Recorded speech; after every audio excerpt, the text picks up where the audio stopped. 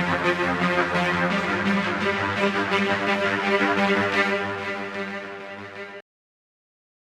everybody, what's up? How's everybody doing? This is DJ InsyX right here, and you're at the InsyX Show with your host right here, Insyx Piranha. And today we have an awesome guest. He is, well, he's an artist, and blogger, and all-around cool guy. Please welcome Eddi Haskell to our show. Good morning, everyone. Good morning, Insyx. Looking forward to today's show. All right, well, I have such a great amount of questions to ask you, but you know what? The first one should probably be about your name. I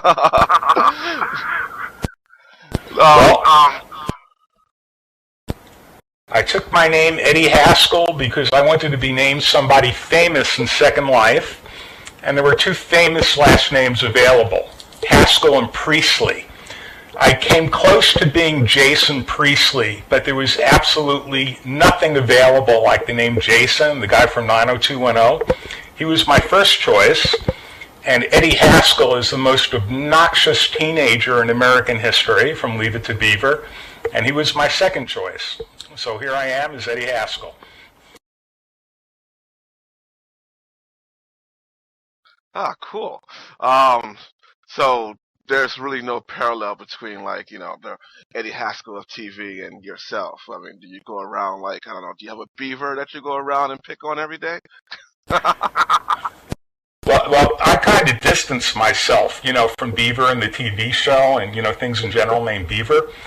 But I think I'm kind of like Eddi. Eddi was a bit of a wise guy, a wisecracker. He was also a total brown-noser, and I've been known to do that.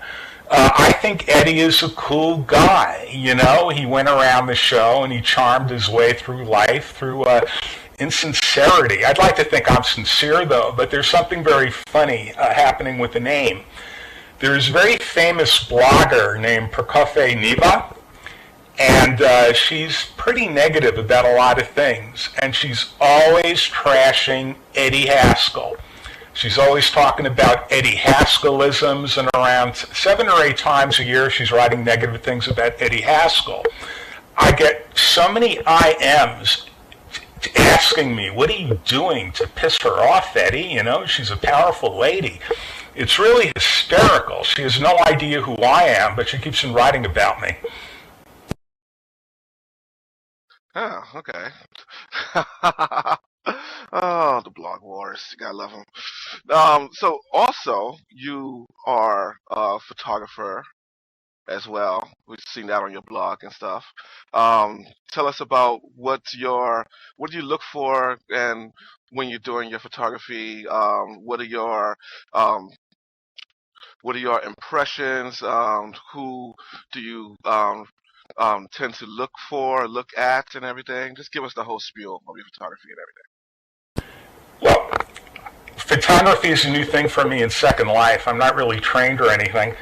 I am trained in art. I went to art school for a while and did a lot of painting and sculpture, but I sort of got into photography here. I primarily like landscapes. They're really my first choice and love. When I do people, I tend to look for hot guys at clubs, handsome individuals, nice-looking ladies, and just photograph them. I like to do lots of fashion shots. I like to do clubs. I like to photograph people dancing and movement. I really don't like studio shots with artificial light. I'd like to think I've photographed just about, well, hundreds of people in the gay community and outside the community. But photography is really my first love. I just love it here. And I'm also starting to get into machinima right now, making movies. All in all, design and my partner, Diego, are my two favorite things in Second Life. Also my alt, Rice Sky Tower, who I have a lot of fun with, is another thing I like to do here. Cool. Cool. Yes. Yes. A lot of people have alts and everything, but yeah, Rice, technically that's like I said, I told you before, Rice technically is not really an alt because since everybody already know that he is you and you are him, he's more of I guess a second personality. I guess you could say he's the alt, but for me, usually a definition of an alt is usually like, one that's like secretive, one nobody knows who that other person is that's also your personality and stuff. Um, um, but anyway, moving on. What on the club scene and stuff like that, I've seen you like to take pictures for certain clubs and everything, and when you're at certain parties and stuff like that, which I guess is definitely a good way to look, see the movement and different backgrounds, different lighting and stuff like that with people dancing. Tell us your experience with the club scene, especially in the LGBT community, and also any aspects on clubbing that you want to give to us. Okay, I do have some clubs I like to go to, but my goal is to photograph every single gay club in Second Life. I really don't want to play favorites. I want every club to get some photographs done. I love all clubs. I love movement. I like dancing, and that's where I think I get my best photos. Lighting effects, the club scene on the gay and lesbian scene in Second Life is just so important. It's where we get together to have good times and meet each other and express ourselves and listen to great music by the great DJs in Second Life, such as yourself and other people who you're working with and other DJs who are getting started. And all in all, clubbing really, I think, is the most important thing we do together as a community. Oh yes, it's definitely fun times and everything.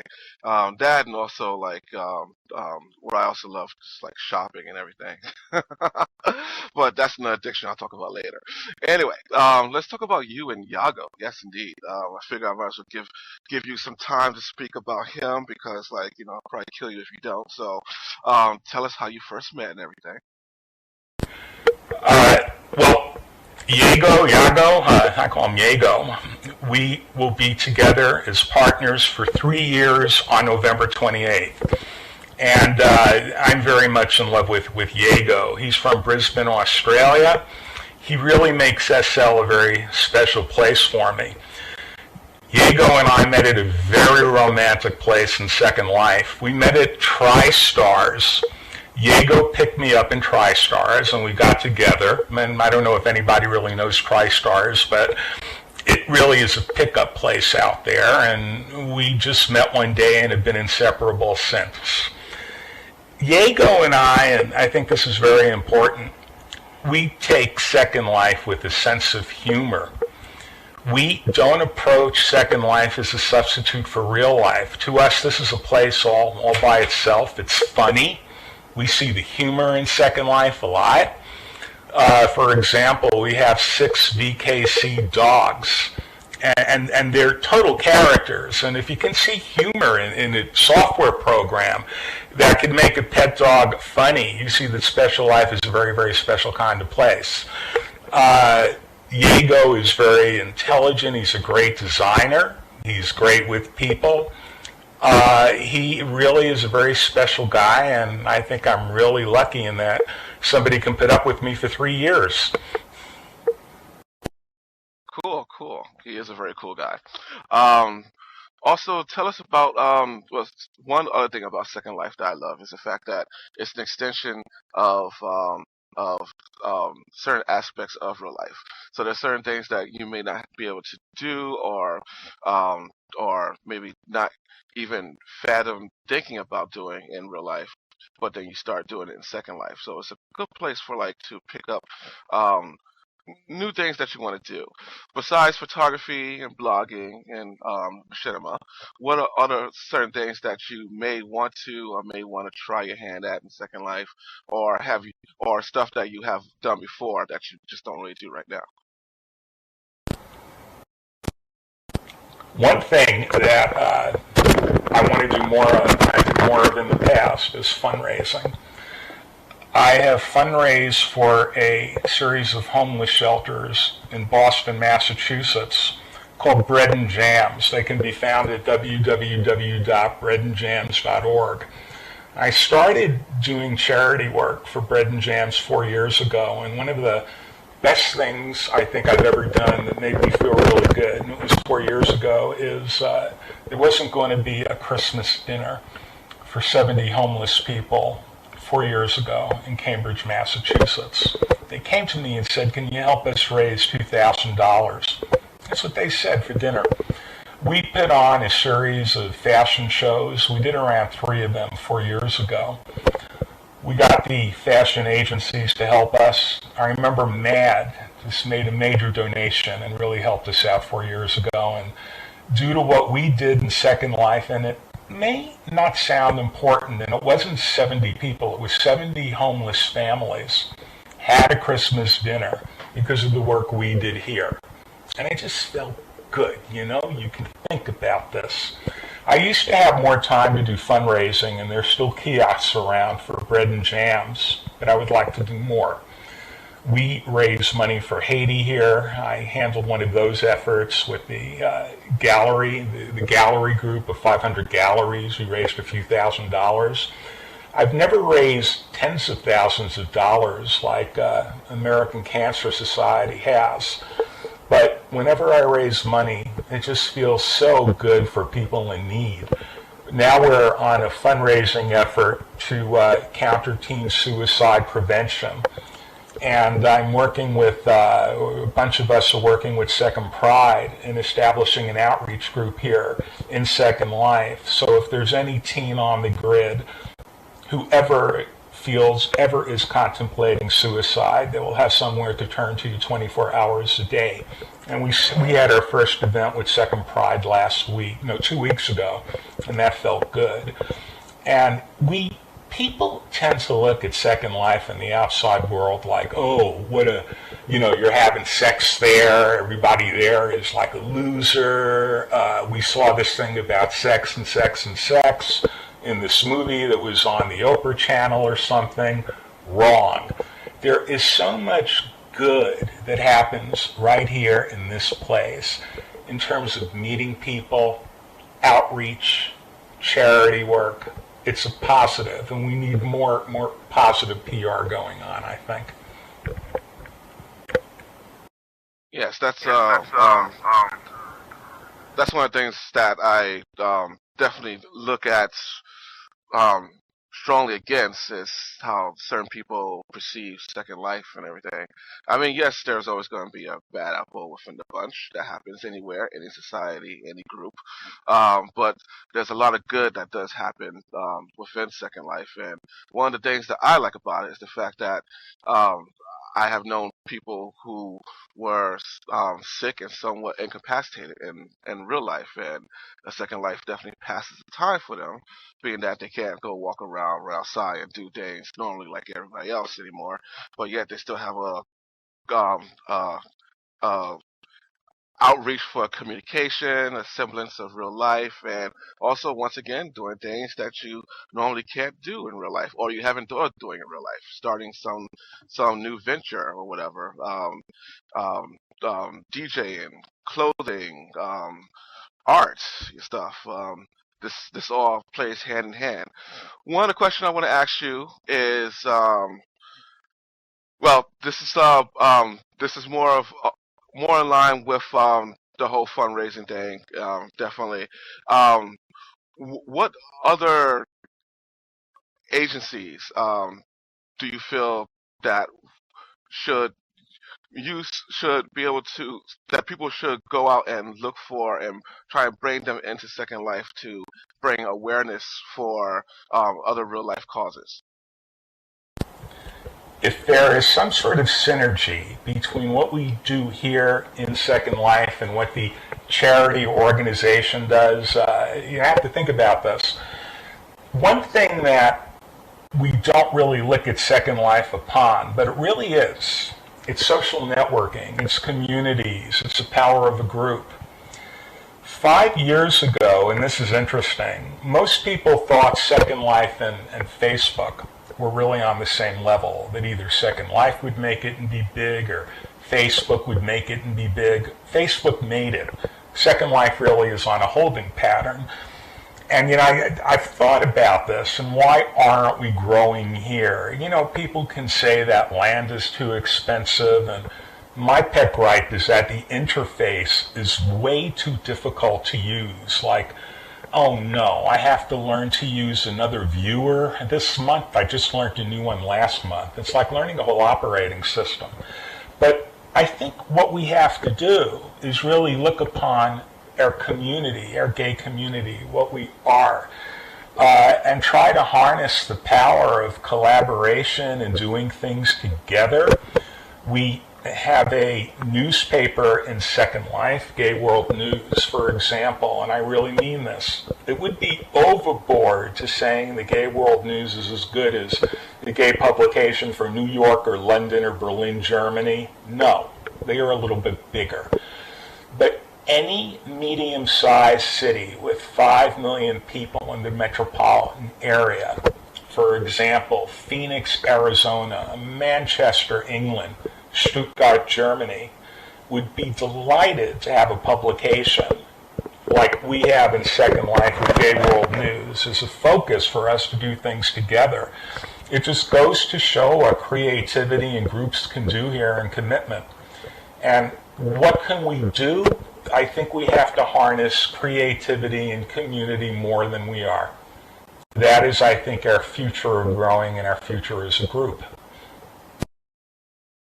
Last week when we had Spike on our show, I brought up that whole ruling that happened in Michigan, pretty much where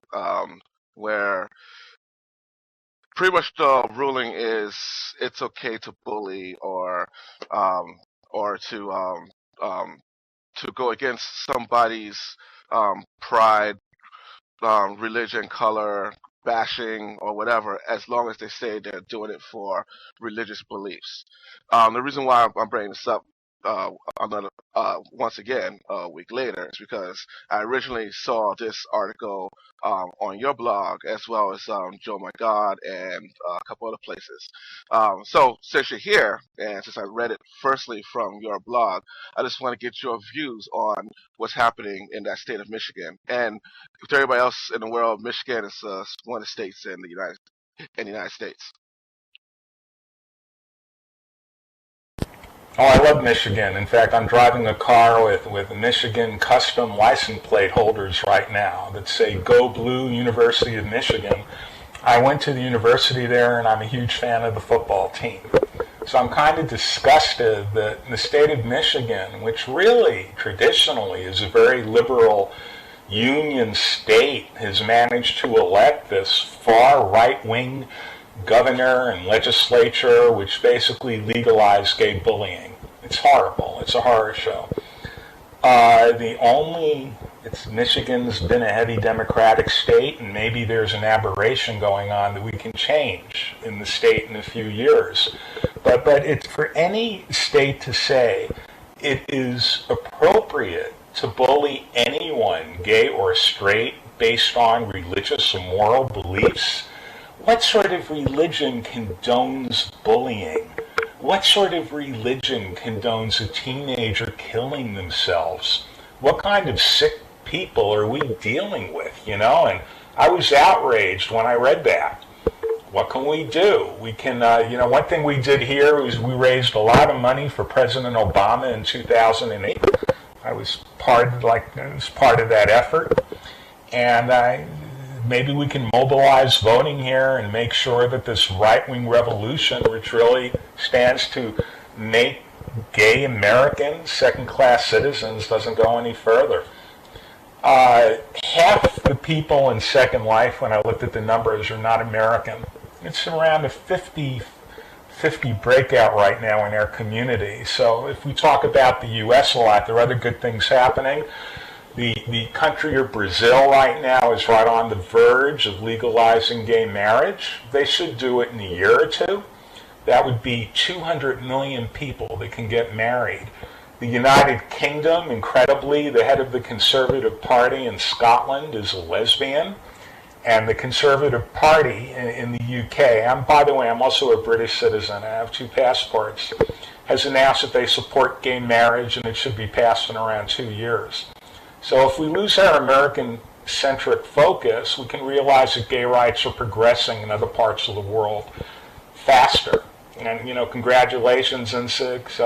You're from New York, and I understand that you even might, are you planning a wedding, or have you had one already?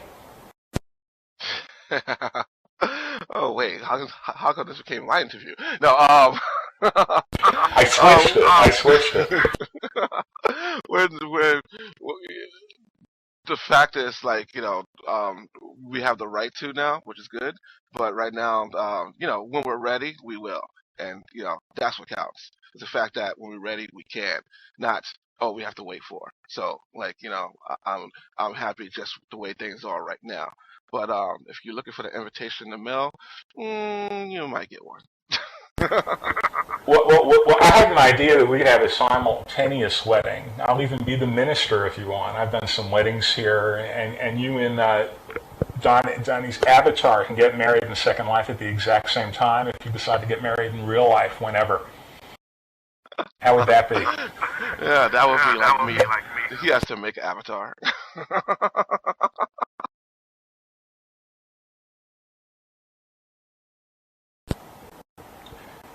The weddings in Second Life, I have done a lot of weddings in the past, probably 50 to 60 as Reverend Eddi. And one thing I want to bring up that is interesting is I also do a lot of straight weddings, or did, and I've cut back a bit. For straight people who can get married anywhere, weddings are really fun. Some of them are jokes.